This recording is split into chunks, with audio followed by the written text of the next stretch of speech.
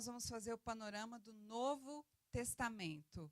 Bom, o Novo Testamento, lembram-se que eu comentei com vocês do período de 400 anos em que Deus permanece em silêncio. Quem se lembra qual foi o último livro que relata, até qual livro relata-se a história do povo hebreu, dos judeus? Qual é o livro? Malaquias. O Velho Testamento termina em Malaquias. Até ali nós sabemos o que aconteceu com os judeus e também foi um livro inspirado. Até ali são os livros inspirados que contam a história dos judeus.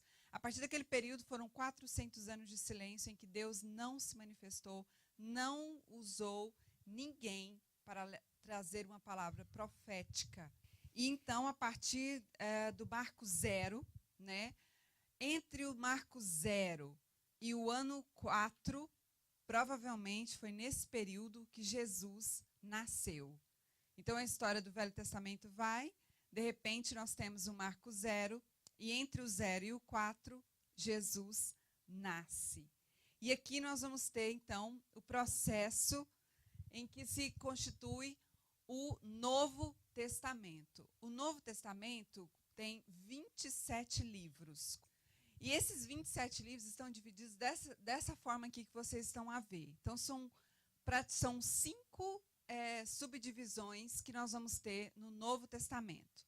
A primeira são a biografia de Jesus, que é dividida em 4 livros chamados Os Evangelhos.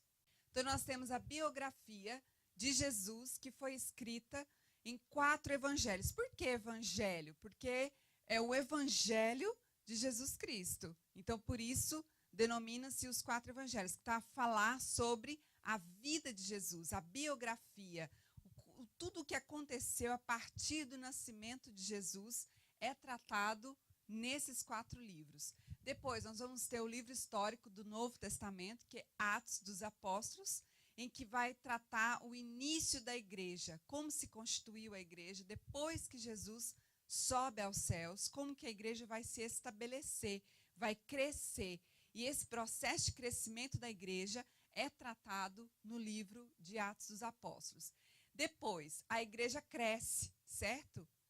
E aí essa igreja agora precisa ter uma manutenção de orientação e ensino por parte dos apóstolos, né, que são aqueles que vão estender o reino dos céus.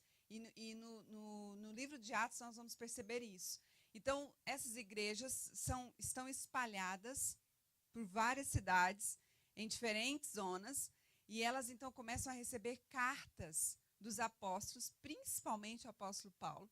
Ali vocês vão ver que a maioria das cartas são de Paulo e as outras cartas são aquelas ali. Então, são cartas que a igreja recebe como forma de ser disciplinada, orientada, exortada, consolada, e vai sendo mantida, né, por essas cartas. Então, todas essas cartas são direcionadas às igrejas, à igreja primitiva. É assim que chamamos essa igreja, porque é o primeiro momento da igreja pós Jesus ter assunto aos céus, né? E o último livro, que é a profecia, que é o livro de Apocalipse, onde fala ao mesmo tempo com essa igreja daquele período e também tem profecias que vão nos alcançar e ainda futuramente, né? Porque o livro de Apocalipse é o livro das últimas coisas, né? O livro dos fim dos tempos. Há cartas também direcionadas a pessoas. A maioria delas são para igrejas e para orientação. Por exemplo, Romanos aos Romanos em Roma, aos Coríntios em Corinto, aos Gálatas na Galácia, Filipenses, os Filipos, Colossenses a mesma coisa, Tessalonicenses a mesma coisa. Agora, Timóteo é para o obreiro Timóteo, que era pastor de uma igreja, ele foi discípulo de Paulo, né? E Paulo, então, orienta Timóteo de como ele deveria pastorear aquela igreja que ele estava conduzindo. Então, a carta de Timóteo é Paulo orientando um obreiro, como deve se portar um obreiro, como deve ser um obreiro aprovado, essa carta ela é muito importante para quem serve na obra de Deus, porque é uma carta que traz instruções claríssimas de como devemos nos portar diante da obra de Deus. Tito também é uma carta direcionada a uma pessoa, e Filemon também é uma carta, na verdade é quase que um bilhete, Filemon, ela é um capítulo só, uma folha, mas é muito, muito rico essa carta que Paulo escreve a Filemon. Depois nós vamos ter aos Hebreus, que é uma carta direcionada aos judeus convertidos, aos judeus, né? Depois tem a carta de Tiago, que é para toda a igreja, e também as cartas de Pedro, João e Judas, que são para a igreja, direcionadas para a igreja. Aqui nós vamos ver, o Novo Testamento é constituído por Mateus, Marcos e Lucas, são livros chamados sinótipos, ou seja, Mateus, Marcos e Lucas são livros muito semelhantes. Por isso eles são chamados de livros sinótipos, por a semelhança que eles têm em relação aos eventos que são narrados de Jesus, os milagres, as atitudes que Jesus tomou, os relatos deles a respeito da trajetória de Jesus, do ministério de Jesus, são muito parecidos. E João, depois, entra com uma diferença bastante importante, que depois nós vamos falar sobre isso. Agora, entre eles, tem conteúdos exclusivos, ou seja, Mateus tem algo que só em Mateus tem, Marcos que só em Marcos tem, e Lucas que só em Lucas tem. Então, dos três, o que mais tem exclusividades é o livro de Lucas, né? Mateus tem 20% e Marcos tem 3%. Bom, o livro de Mateus foi escrito provavelmente no ano 70 depois de Cristo. Apesar de ele ser o primeiro evangelho, o primeiro dos 4, ele não é o mais antigo. O mais antigo e o primeiro dos evangelhos, o primeiro que escreve a biografia de Jesus é o livro de Marcos, tá bom, pessoal? É Marcos, que é o primeiro e o mais antigo de todos os 4 evangelhos. Mateus foi escrito em 70 depois de Cristo e foi escrito pelo discípulo Mateus. Quem é Mateus? Mateus, também chamado Levi, que era um cobrador de impostos, judeu, que se converte, Jesus chama-o para segui-lo e ele deixa tudo e segue Jesus e torna-se discípulo de Cristo. Então, o escritor é Mateus. É esse discípulo de Jesus que vai escrever o livro de Mateus. É endereçado para quem? Endereçado para a igreja de Jerusalém. Porque uma coisa importante nós entendemos, pessoal, a Bíblia, é muito importante vocês lerem a Bíblia com os olhos distanciados, no sentido de perceber que aquela carta, primeiro, foi escrita para alguém. Ela foi endereçada. Ela tem um período histórico, tem um contexto em que aquele livro foi escrito e que nós precisamos considerar.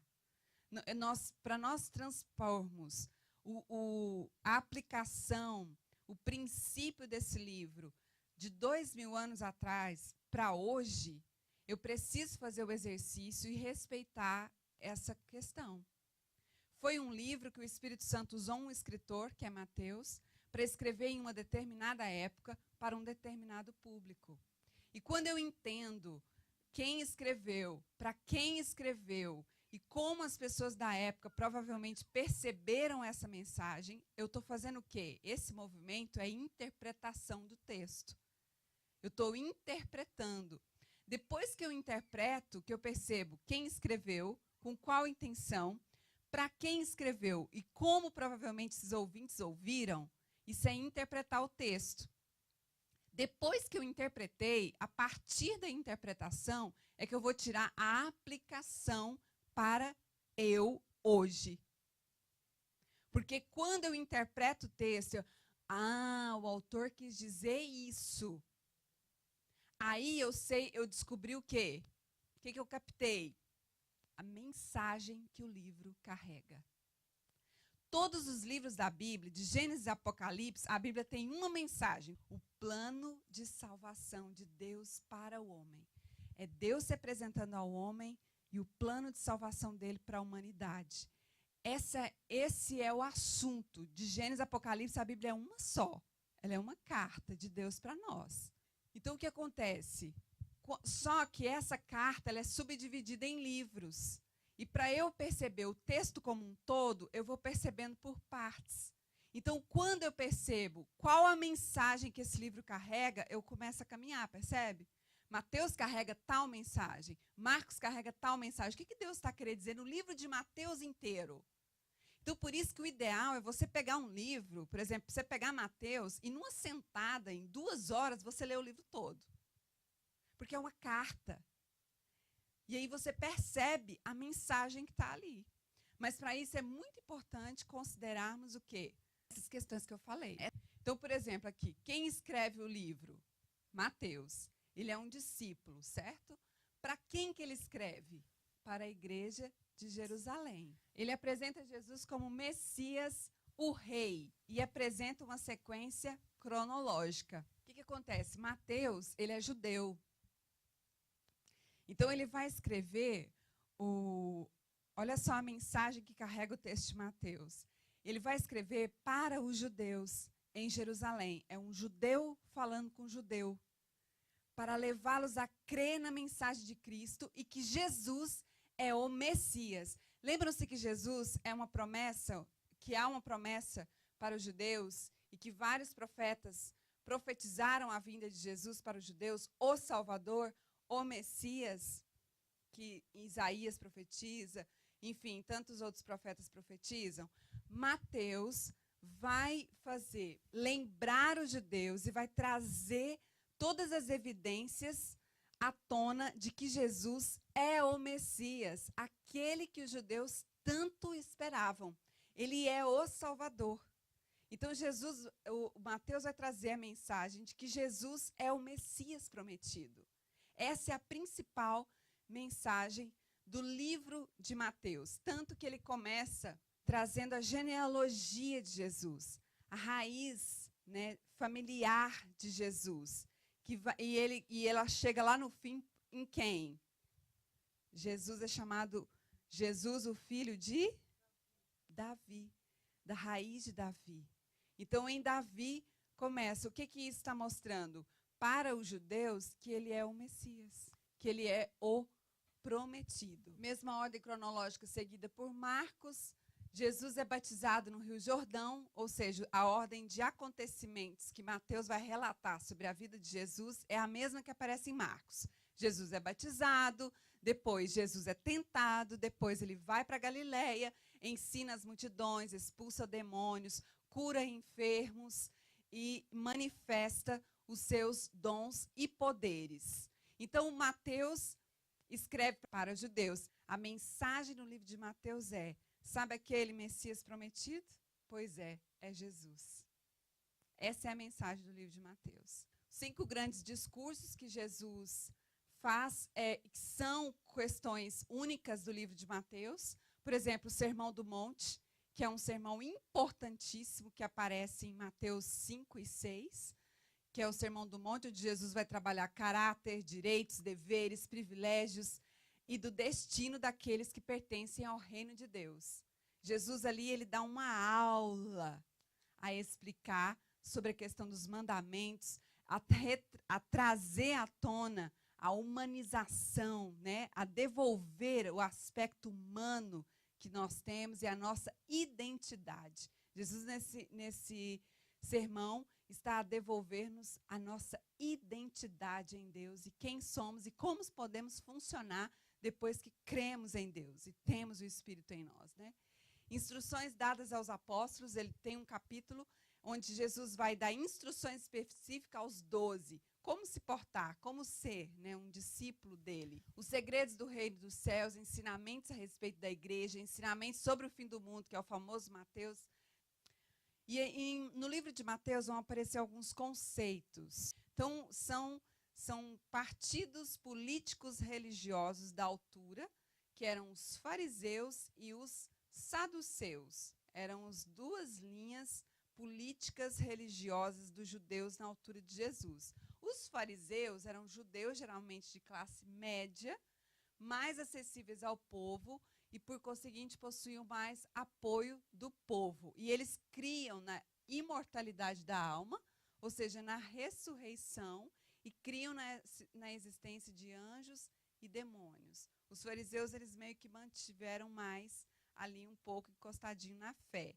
Os saduceus, que é o próximo, já se afastaram mais. Eles não criam na ressurreição, não acreditavam que a alma é eterna, não acreditavam em anjo, nem em demônio, enfim.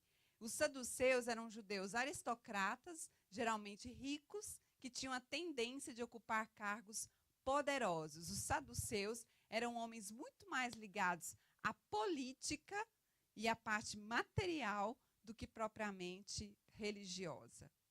Eles já se afastaram bastante dessa questão. Os fariseus e os saduceus eram os dois principais grupos religiosos daquela época, e a sua fé era baseada no Antigo Testamento. Os saduceus eram mais conservadores, os fariseus também baseavam-se na tradição, que é isso que eu falei para vocês. Hábitos que não eram da lei de Deus, mas que eles incorporaram como tradição. Hebreus, judeus e israelitas também são termos que vai aparecer. Os hebreus se ligam com a conquista da terra na época de Abraão. Os israelitas são os hebreus que receberam este nome a partir de Jacó, Israel, né? Jacó que passou a se chamar de Israel. Os judeus são os hebreus que voltaram do cativeiro babilônico e reconstruíram Jerusalém. Então, são as três formas que um mesmo povo pode ser chamado: hebreus, israelita ou judeu. Tudo está falando do quê? Do mesmo povo. Gentios. Gentil é quem não é judeu. Marcos. Como eu disse, Marcos foi escrito provavelmente entre 55 e 65 depois de Cristo. Foi o primeiro dos evangelhos. Quem era Marcos? Na verdade, ele se chamava João Marcos. E ele vivia em Jerusalém. Marcos era um judeu, levita, filho de uma mulher chamada Maria, Maria de Jerusalém. E a casa dele, bom, ele era judeu, a mãe também, ele era um levita. Era uma casa de transição dos apóstolos em Jerusalém. Ela servia muito de hospedaria para os apóstolos, para quem estava a passar por ali, porque a igreja eles se movimentavam muito para dar assistência às outras igrejas, né? Então, sempre passavam por ali. Então, João Marcos era um homem que não foi discípulo direto de Jesus, mas que conhecia diretamente e convivia muito com os discípulos de Jesus. Tanto que o livro de João Marcos, pelos teólogos antigos, é chamado de o Evangelho segundo Pedro.